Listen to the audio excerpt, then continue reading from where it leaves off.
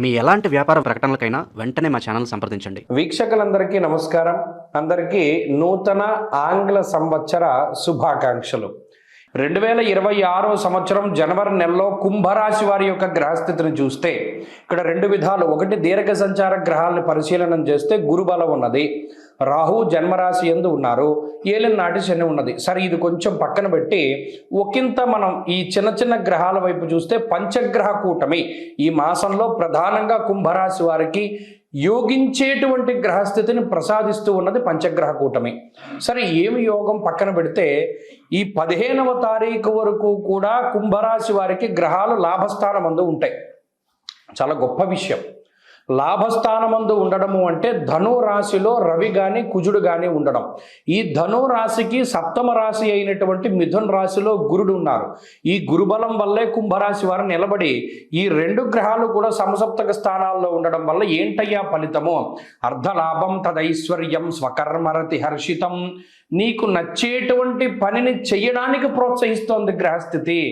గురుడు పంచమంలో ఉండి, ఒరే నాన్న పలానా పని నీకు ఇష్టమా, చెయ్యి, నీకు దానికి కావలసినవన్నీ నేను ఏర్పాటు చేస్తున్నాను అంటున్నాడు ఆయన.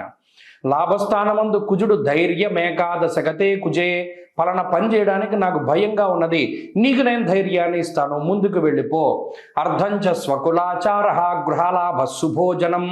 నీకు ఇంట్లో సపోర్ట్ కావాలా? రవి ఇస్తున్నాడు. రవి లాభస్థానమందు గృహలాభ శుభోజనం.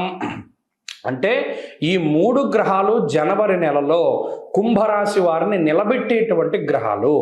ఇంట్లో సపోర్ట్ రవి ఇస్తున్నారు, ధైర్యాన్ని కుజుడిస్తున్నారు, బుద్ధుని గురుడు ప్రసాదిస్తున్నాడు. ఈ మూడు కలిపి కొడితే ఏమవుతుంది? అద్భుతమైనటువంటి జీవితం వస్తుంది, ఆనందదాయకమైనటువంటి జీవితం వస్తుంది, ఉద్యోగంలో ఎదుగుదల ఉంటుంది, ఐశ్వర్యం వస్తుంది. అర్ధలాభం తదైశ్వర్యం, వెనకాలే వస్తుంది ఐశ్వర్యం. అటు మీకు గురుడే ఇస్తున్నారు. ఈ ఒక్క విషయం. అలాగే ఇంకో విషయం ఏంటి అంటే బుద్ధి ప్రచోదనం అవ్వడం. ఏది మంచి ఏది చెడు అనేటువంటి యుక్తాయుక్త విచక్షణని ఈ గ్రహస్థితి తెలిసేలా చేస్తుంది. పలానా వాడు మనకి చెడు చేస్తున్నాడు, పలానా వాడు మనకి మంచి చేస్తున్నాడు అనేటువంటి విధానంలో బుర్రకి తెలుస్తుంది. శత్రువులు ఎవరు, మిత్రులు ఎవరు అనేటువంటి విషయాల్ని గ్రహస్థితి తెలియజేస్తుంది. అలాగే ఆకస్మికంగా అవకాశాలు వస్తాయి, వాటిని అందిపట్టుకుని ముందుకు వెళ్ళిపోవాలి. ఇక్కడ ఇంకో విషయం ఏంటి అంటే 15వ తారీఖు దాటాక ఈ పంచగ్రహ కూటమి అమలులోకి వస్తుంది. అంటే అప్పుడు ఆ ప్రభావం కనబడుతూ స్థానభ్రంశానికి అవకాశం ఉంటుంది, స్థాన చలనము. కుంభరాశి వారు ఎవరైనా విదేశాల్లో ఉండి స్వదేశానికి రావాలి, లేదా ఇక్కడ దేశం నుండి వేరే దేశానికి వెళ్ళాలి, లేదా ఇంటర్నల్గా దేశాల్లో మార్పులు చెందాలి, స్థాన చలనానికి, ఉద్యోగ మార్పుకి, ప్రమోషన్లకి ఎవరైతే ప్రయత్నాలు చేస్తూ ఉన్నారో వారందరికీ కూడా 15వ తారీఖు దాటాక అవకాశం ఉంటుంది. శుభగ్రహాలు 12వ స్థానంలోకి వెళుతూ ఉన్నప్పుడు శుభమూలకంగా ధన వ్యయం చేయడానికి, ప్రయాణాల మూలకంగా ధన వ్యయం చేయడానికి గ్రహస్థితి అవకాశాన్ని కల్పిస్తుంది. కాబట్టి అద్భుతమైనటువంటి వాతావరణం ఉన్నది, గురుబలం ఉన్నది. ఏలినాటి శని వల్ల మాటపరమైనటువంటి తగాదాలు వస్తాయి. ఎప్పుడూ కూడా మీ మాటే మీకు తగువుని తీసుకొస్తుంది. కాబట్టి ఒక్క విషయంలో జాగ్రత్తగా ఉండండి. ఈ మాట మాట్లాడేటప్పుడు మనకు అవసరమా? సరే, వాడెవడో మనల్ని కించపరిచాడు, వాడిని మనం కించపరిస్తే మన ఈగో సాటిస్ఫై అయిపోతుంది అన్నప్పటికీ కూడా మన ఈగో సాటిస్ఫాక్షన్ కోసం ముందుకు వెళ్ళొద్దు. మన ఈగో మన దగ్గరే పెట్టేసుకుందాం, దాని సాటిస్ఫాక్షన్ అక్కర్లా, దాన్ని అలాగే ఉండనిస్తే కొంత ఎదరికి వెళ్ళే కొద్దీ మీకు మనం అప్పుడు మాట్లాడకుండా ఉండడం ఎంత మంచిది అన్నది మీకు తెలుస్తుంది. మీ హుందాతనాన్ని, మీ గౌరవాన్ని అది కాపాడుతుంది. మౌనేన కలహం నాస్తి, మౌనంగానే ఉండండి. ఇది ప్రధానంగా ఈ నెలంతా గుర్తుపెట్టుకోవాలి. అలాగే ఈ మాసంలో మరిన్ని శుభ ఫలితాలు పొందడానికి ఈ రాశి వారు ఎక్కువగా చేయవలసింది కాలభైరవుని యొక్క ఆరాధన.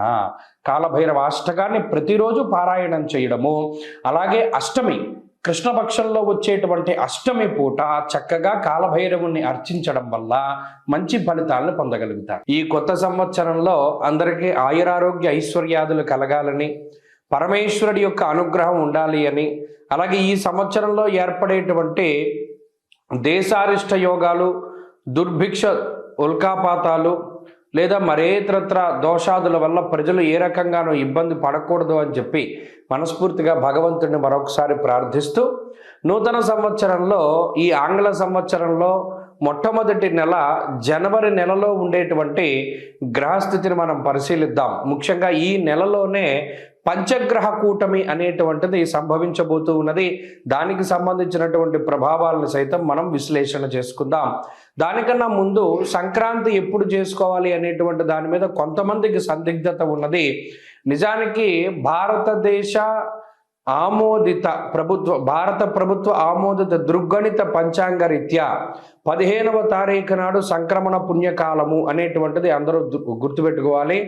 15వ తారీఖు నాడే రవి ధనురాశిని వదిలిపెట్టి మకర రాశిలోకి ఆయన యొక్క సంచారాన్ని ప్రారంభిస్తూ ఉత్తరాయణ పుణ్యకాలాన్ని ప్రారంభం చేస్తూ ఆయన యొక్క దిశ అంటే ఆయన ప్రయాణము ఉత్తరం దిక్కుగా ప్రారంభం చేస్తూ అది దేవతా కాలమానం ప్రకారం పగలు కాబట్టి ఆ రోజున సంక్రమణ పుణ్య రోజున చేసేటువంటి విశేషమైనటువంటి స్నానములు, దానములు, జపములు, తపములు వీటన్నిటికీ విశేషమైనటువంటి ఫలాన్ని ఆయన వసగుతూ ఉన్నారు. అది జనవరి 15వ తారీఖు కాబట్టి ప్రభుత్వం కూడా సెలవులు ఆ రకంగానే ఇచ్చింది కాబట్టి ఏమాత్రం సందేహం లేదు.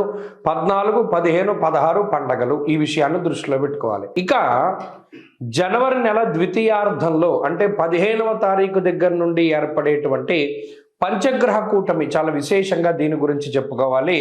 మకర రాశి యందు రవిగ్రహము, కుజగ్రహము, శుక్రగ్రహము, బుధగ్రహము, చంద్రగ్రహము వెరసి 5 గ్రహాల తాలూకు స్థితిగతులు ఇది కాలపురుషునికి దశమ కేంద్రమందు ఏర్పడుతూ ఉన్నాయి కాబట్టి ఇది విశేషంగా ప్రభావాన్ని చూపిస్తూ ఉంటుంది. దేని మీద? వృత్తి, ఉద్యోగ, వ్యాపార, వ్యవహార, వ్యవసాయాదులపైన దీని యొక్క ప్రభావం ఉండబోతూ ఉన్నది. అలాగే అగ్నితత్వ సంబంధం ఉన్నటువంటి రవి కుజులు ఇద్దరూ కూడా భూతత్వ రాశి యందు నెలకొని ఉన్నారు. ఇక్కడ గమనించండి, ఇక్కడ మకరం భూతత్వ రాశి, ఆ రాశి యందు అగ్ని సంబంధమైన గ్రహాలు అంటే రవి కానీ కుజుడు కానీ ఉండడం వల్ల ఇది అకారణమైనటువంటి ఎండలను కూడా సూచిస్తుంది. ఈ విషయాన్ని కూడా దృష్టిలో పెట్టుకోవాలి. అలాగే రాజకీయపరమైనటువంటి విషయాలు కొంచెం ఆసక్తిని కలగజేస్తాయి.